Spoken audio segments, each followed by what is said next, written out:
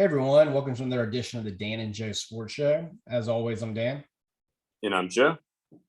And Joe, we talked a lot about spring games. We wanted to recap the Ole Miss spring game, which I thought was very interesting. Especially the biggest thing on my mind was the quarterback battle between, of course, Matt Corral's gone now, and between Jackson Dart, the USC transfer, and then Altmaier, who's the presumed starter coming back, who we got to see play a little bit in the loss against Baylor in the Sugar Bowl.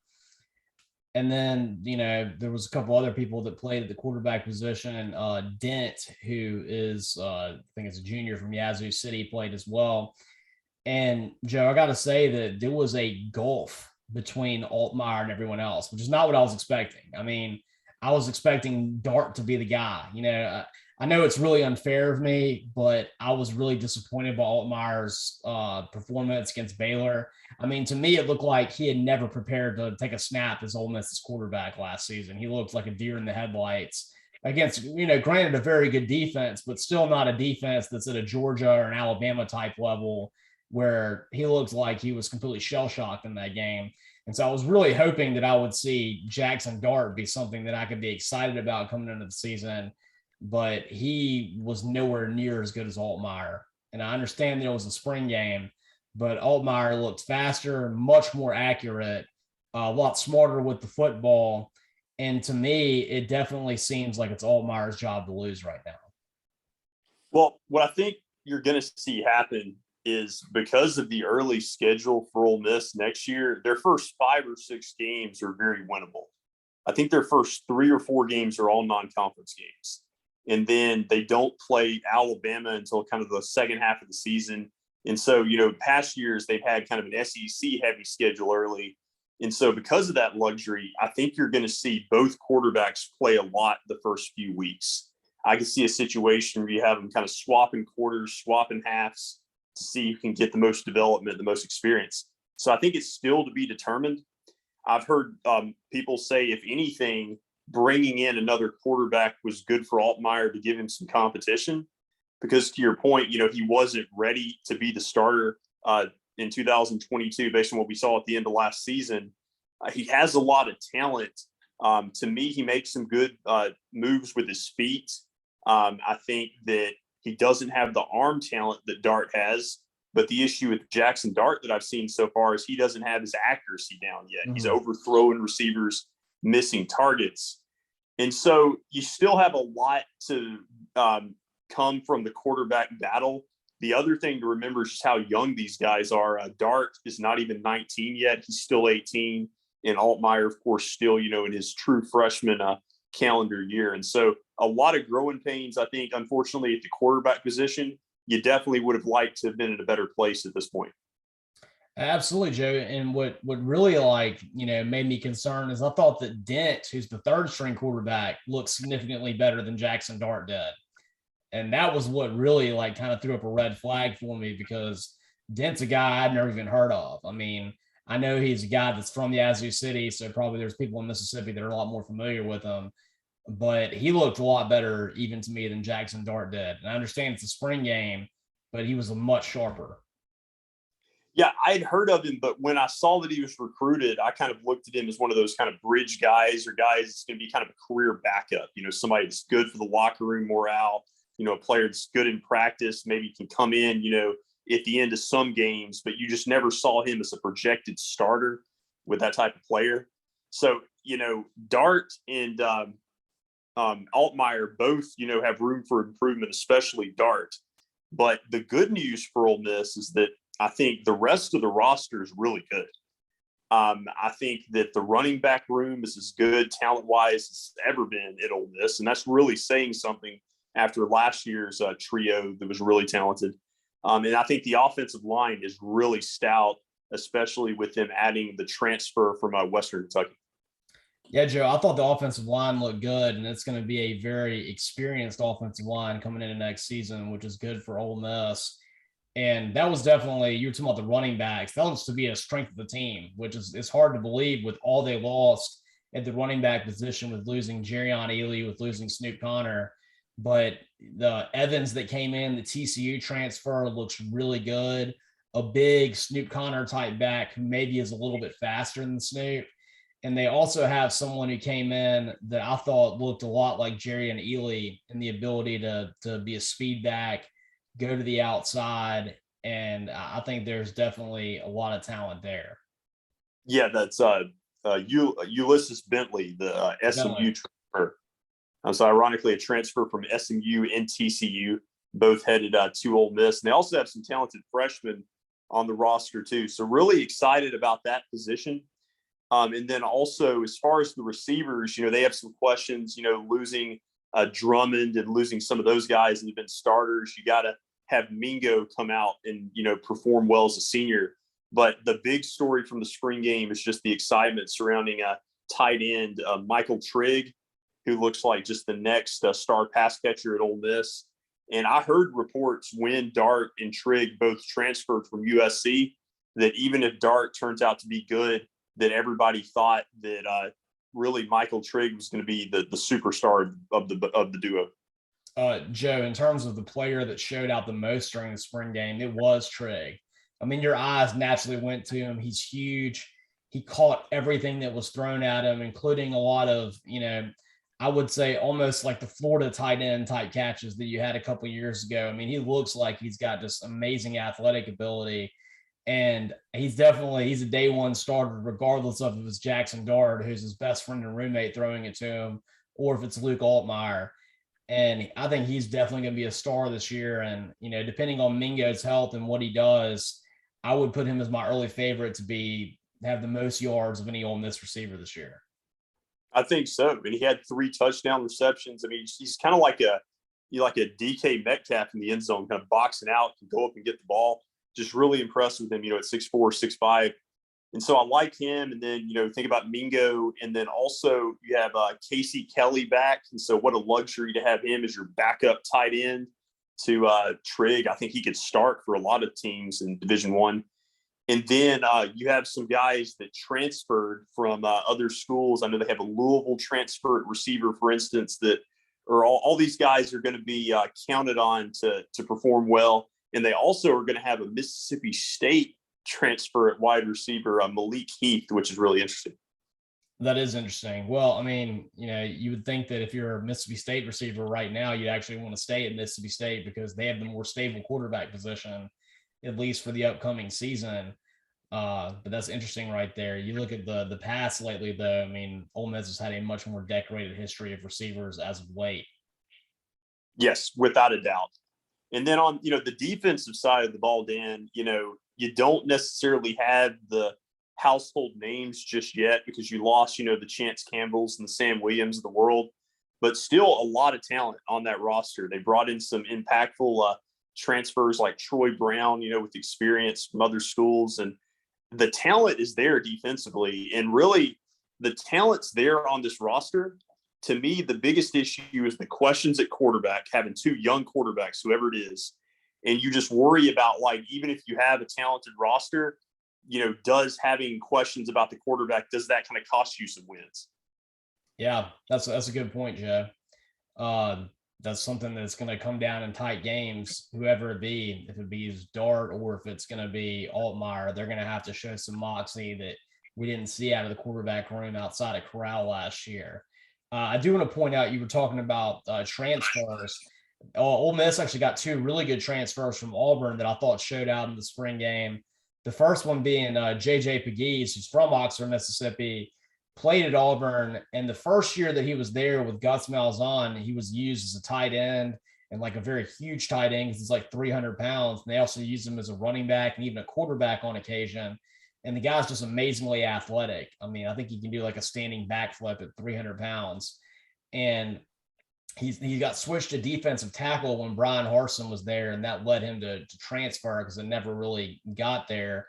And at Ole Miss, I think he's also still playing defensive tackle, but I did see that he caught a 2-point conversion pass during the A-Day game or during the Grove Bowl. And I'm thinking that maybe means they're going to use him on offense, which they should. I mean, in my mind, I understand that body type is more for a defensive tackle, but I think he's kind of a unique type weapon that could be used in a way similar to the fridge. And I think if you don't use him that way, you're missing out on what he has to offer. It reminds me a lot. Like, I think he has, different versatility as far as like, you're going to see him as a pass catcher, mostly like that. But it reminds me of when Ole Miss had Jeremy Liggins, they'd run him in short yardage situations. Yeah, absolutely. I mean, if you need to get a yard or something, there's no way you're going to stop this guy. And he actually has quite good hands. So if you want to do a play where you have him block somebody and then go out of the backfield right after doing a quick block, that's a good setup for him. And then, Joe, the other one I wanted to talk about is Ladarius Tennyson, who is a safety who actually started a fair amount for Auburn the last couple of years when people were injured.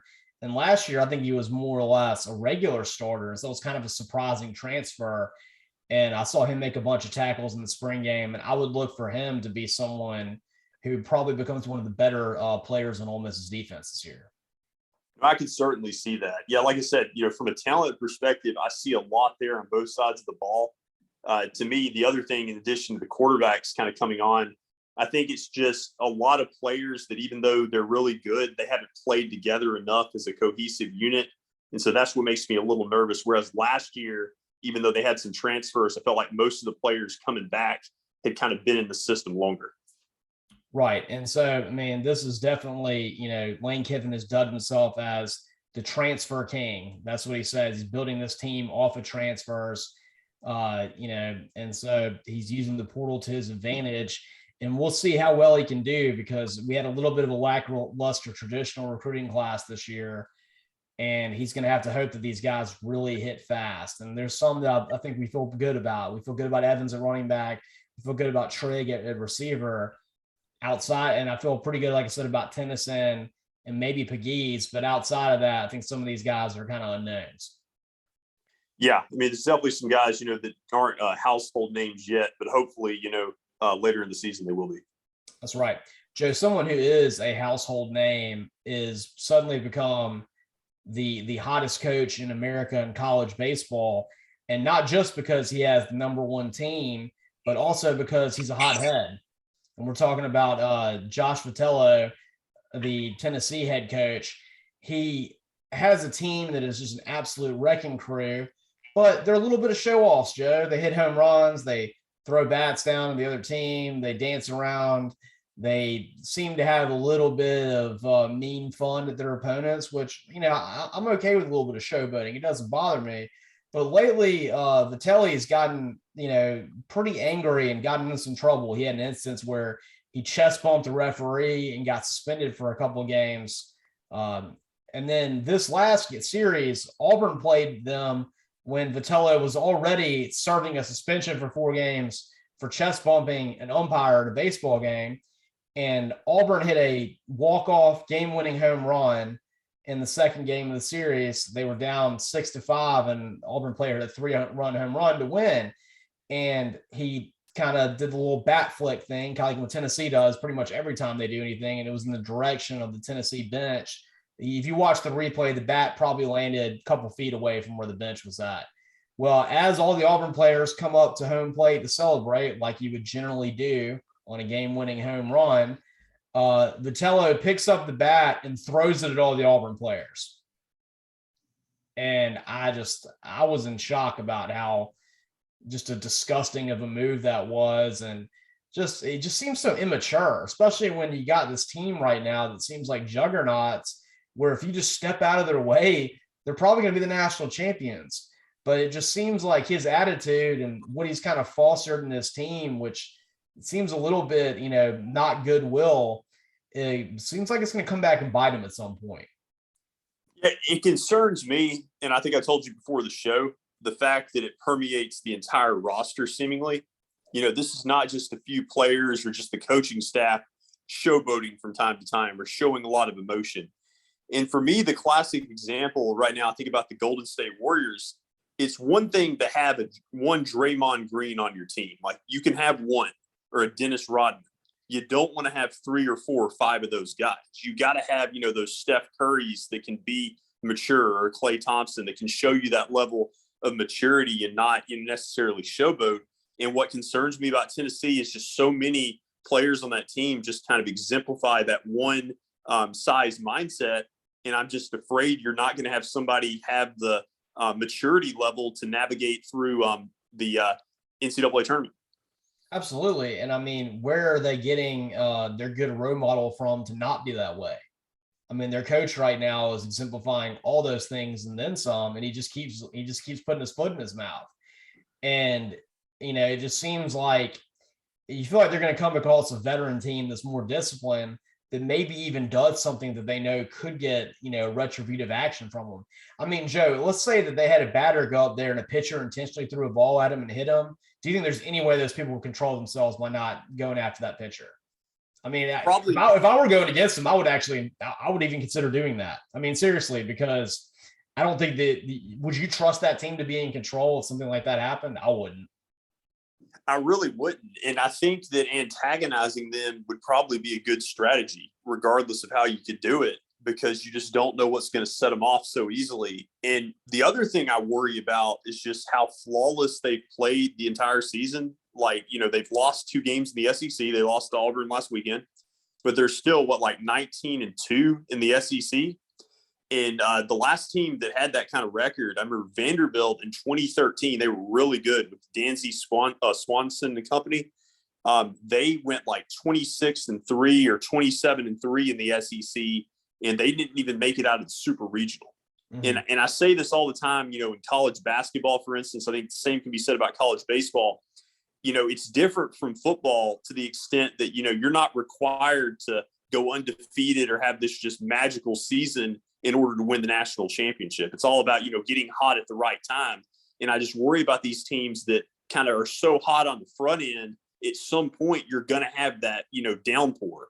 And to me, Tennessee could be setting up for that to happen at the most inopportune time. I mean, Joe, we'd have to look no further than even last year in baseball. Arkansas was like that. The whole season, they were the best team, unquestioned. And they just kind of ran roughshod through everybody. But then at the very end of the year, they started tightening up a little bit, barely beat Nebraska to get out of their own regional. And then suddenly they go to the super regionals and get shocked by NC State. And it's because they didn't peak at the right time. They peaked too early. And you're right, mentioning in basketball, Auburn basketball was like that. They were number 1 in the country for a long time during the season. They got really good, but it was in the middle of the season. And then they just tracked downward at the end of the year. And then boom, they went out in the second round. And you do feel like this Tennessee team is almost too good for their own business. And with what appears to be a vast lack of maturity, that mixed with just having this overwhelming success seems to be a recipe for not being able to get it done at the end right now. Yeah, it's not a good combo. And I think you also just have the tendency to get exhausted trying to win all these games. You burn your pitching staff. Yeah, absolutely. Well, Joe, I was talking about Auburn basketball, and of course, the 2 main center points of their team, different than what you've seen in the past with Bruce Pearl, was the front court.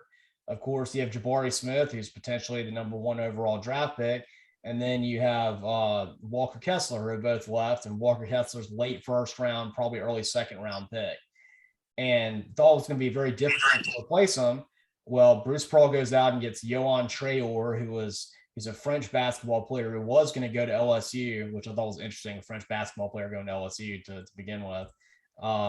But then when Will Wade left and all the different players started leaving, Traore decided to go to Auburn. And that was a big pickup that kind of, in a lot of ways, replaced Jabari Smith. He's got more of a Jabari Smith type skill set. So it was still out there as to whether they could get somebody to replace Walker Kessler. Well, Joe, they did. They ended up getting a guy from Morehead State who actually not only is he in the same realm as what Walker Kessler did last year in rebounding, he actually scores a lot more points than Walker Kessler does, which is good. And we'll talk about Johnny Broome. He's 6'10". He was 5th in the country in blocks, and I think he averaged about 17 points per game. And so this is someone that I think could be a great replacement for Walker Kessler, and maybe overall could be slightly more valuable if he can keep up that kind of scoring output, because Walker Kessler was someone that you could count on for 10 to 11 points per game.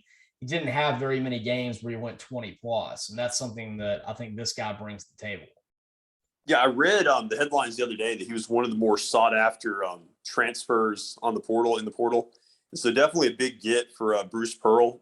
Kind of helps with the program, kind of bridging the gap with the players you lost this year, and staying relevant in trying to make the NCAA tournament next year and be in contention, especially with the strength of the SEC now. Arkansas and Kentucky returned a lot of players, and they also have hit home runs with recruiting. And so you've got to bring in impactful players like this right now with the state of the league. That's right, Joe. And in my understanding, this was a very intense recruiting battle between Auburn and Florida for the services of Mr. Broom. And apparently the tipping of the cap was that Florida already had Colin Castleton, who's going into his 5th year and who is a very dominant player, and who I kind of expect with Walker Kessler and Jabari Smith to be gone to maybe be the guy that's the face of the front courts in the SEC. I mean, Castleton's got an amazing talent. He's really good at rebounding. He's tough. And the best part about him is, for a big guy, he's like a 90% plus free throw shooter. And so I definitely think Castleton's got a future at the next level. And so I could understand why Broom would want to not go there where he might not get to start over someone like Castleton. It really surprised me, too, that Castleton stayed at Florida with the coaching change and with them not being that great of a team next year. But so you have to credit, the coaching staff to hold on to him. But because you hold on to him, you're right, you don't get that transfer. Absolutely. I mean, I think I texted you when Auburn was playing Florida, knowing that we would probably lose Jabari Smith and Walker Kessler, that I was saying Auburn should make a move to try and see if they can get Colin Castleton to come play for him for 1 year, because he's that unique of a talent. Right. He is.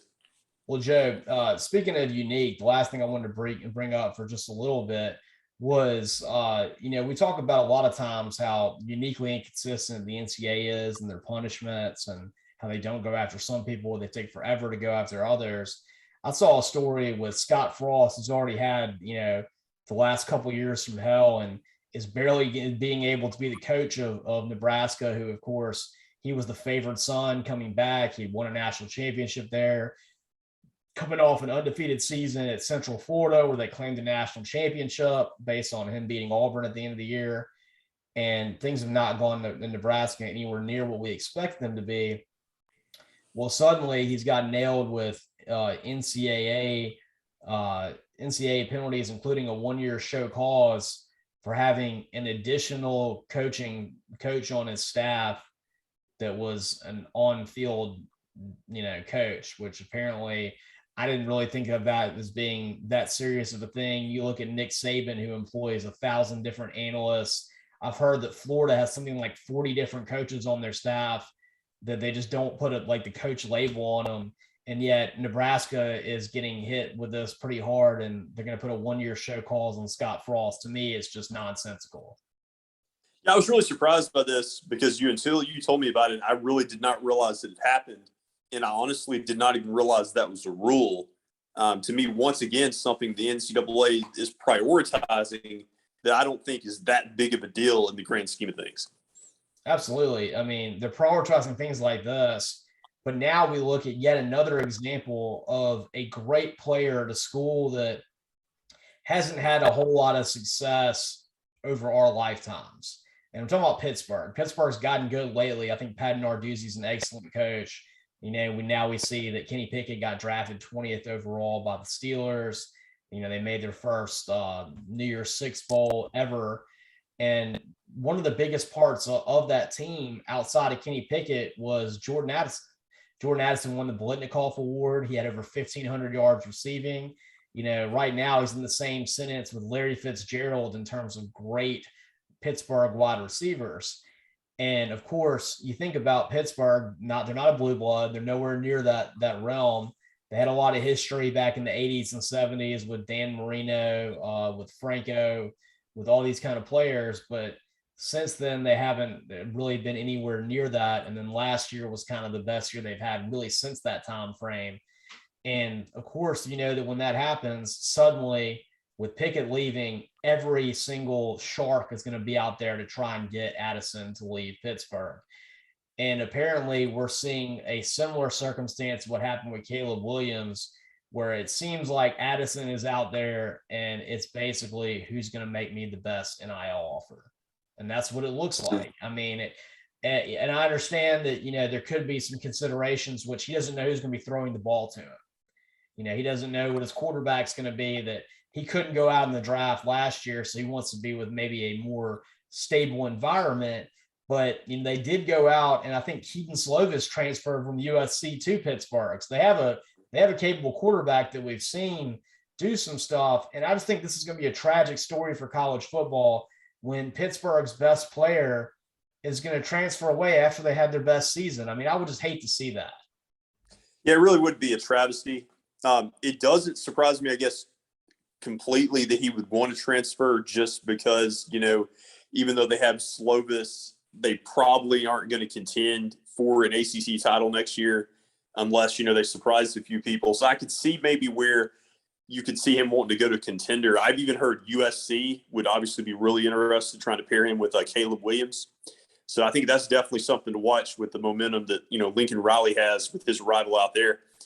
But ultimately, though, I think the big story here, in addition to the frustration if you're a Pittsburgh fan, is just how this represents the NIL mindset, that you're going to see so many players that don't even intend to transfer enter the portal just to use their leverage and get the best deal possible. And I'm just kind of interested and also worried about how that's going to impact college football.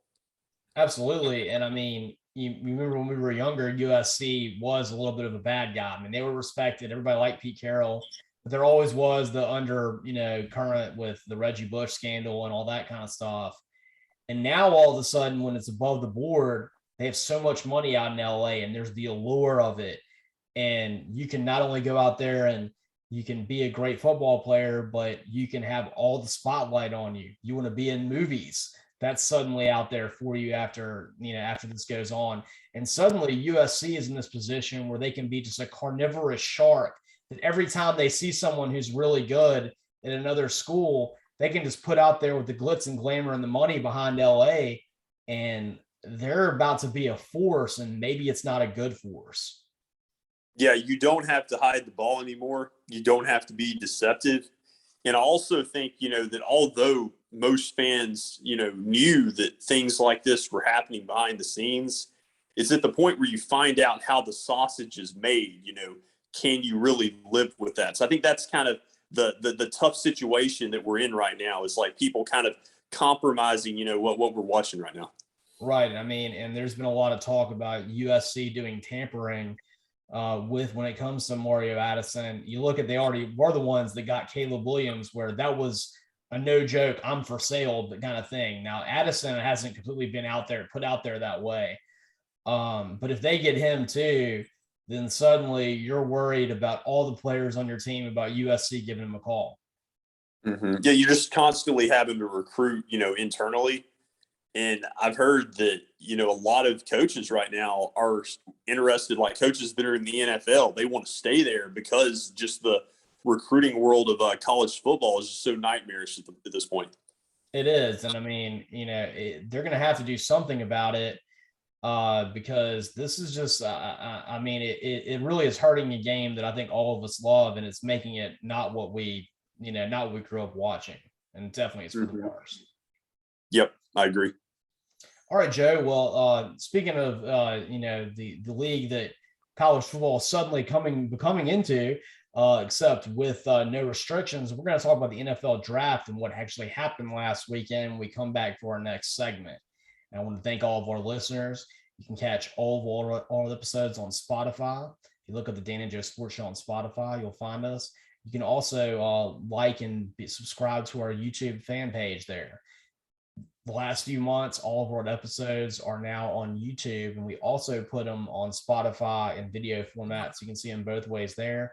You can also be a fan of our fan page on Facebook, and then also you can follow us on Twitter at DJ Sports Show. And as always, I'm Dan. And I'm Joe.